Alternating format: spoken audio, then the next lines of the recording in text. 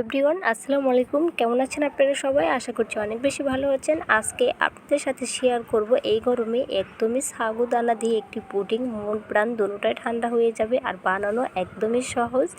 ঘরে থাকা দুটি জিনিস দিয়ে তৈরি হয়ে যাবে আজকের এই পুডিংটি। যাকেই খাওয়াবেন সেই বলবে অসাধারণ ছিল।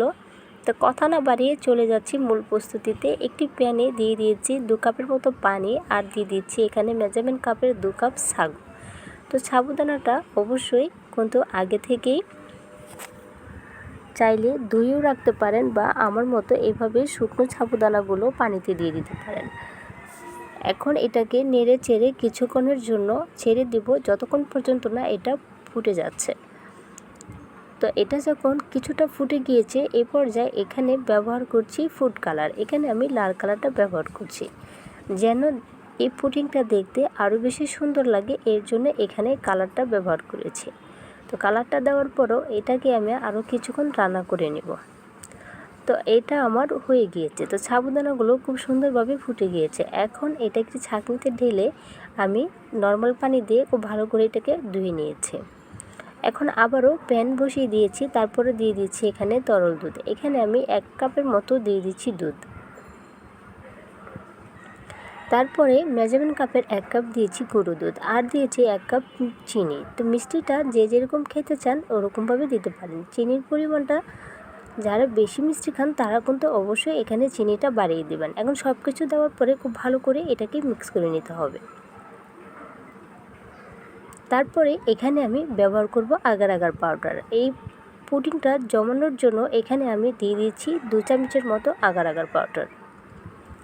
তা আমি আপনাদেরকে আবার একটু এই পাউডারের ডিব্বাটা দেখিয়ে দিচ্ছি। এই আগার আগার পাউডার কিন্তু 2 রকমের পাওয়া যায়। একটা হচ্ছে 170 টাকা, চেষ্টা করবেন 170 টাকারটা কেনার জন্য, এটা কিন্তু খুবই ভালো।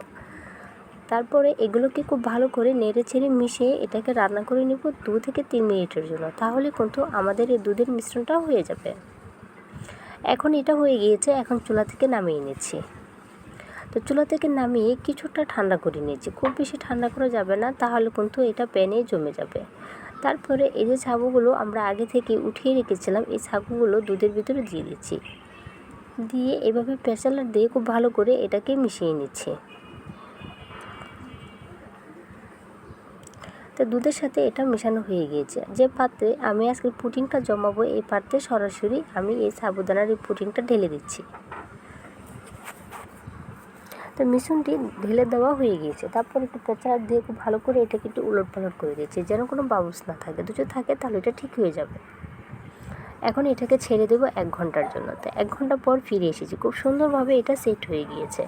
এটা যদি আপনারা বাহিরেও ছেড়ে দেন তাহলেও কিন্তু খুব সুন্দরভাবে সেট হয়ে যাবে। আর ফ্রিজে রাখলে তো কোনো কথাই নেই। এখন এই সাইডগুলোকে আমি একটু ছাড়িয়ে নেব। এভাবে হাত দিয়ে প্রেস করলে কিন্তু এগুলো ছুটে যাবে, যেহেতু এটা কাচের বাটি। তারপরে এটার উপরে একটু প্লেট দিয়ে আমি এটাকে মোল্ড করে নিচ্ছি।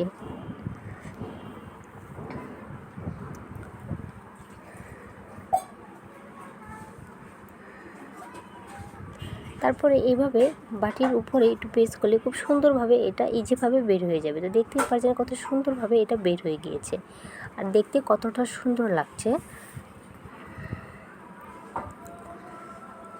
আমার পুডিংয়ের মিশ্রণগুলো যে আমি তৈরি করেছি দুটোটা একদমই পারফেক্টভাবে এক মাপেরই হয়েছে। দুধের রিয়ারটা আর সাবুদানার রিয়ারটা একদমই সমান সমান হয়েছে।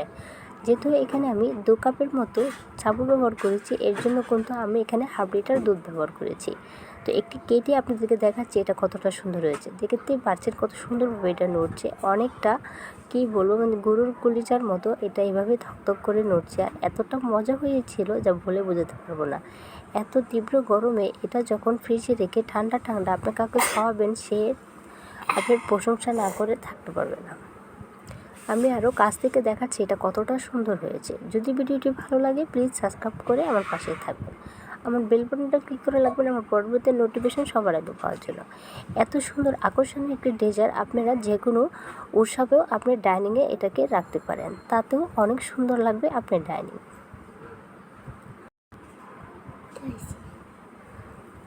তো দেখেই বোঝা যাচ্ছে এটা কতটা সুন্দর হয়েছে।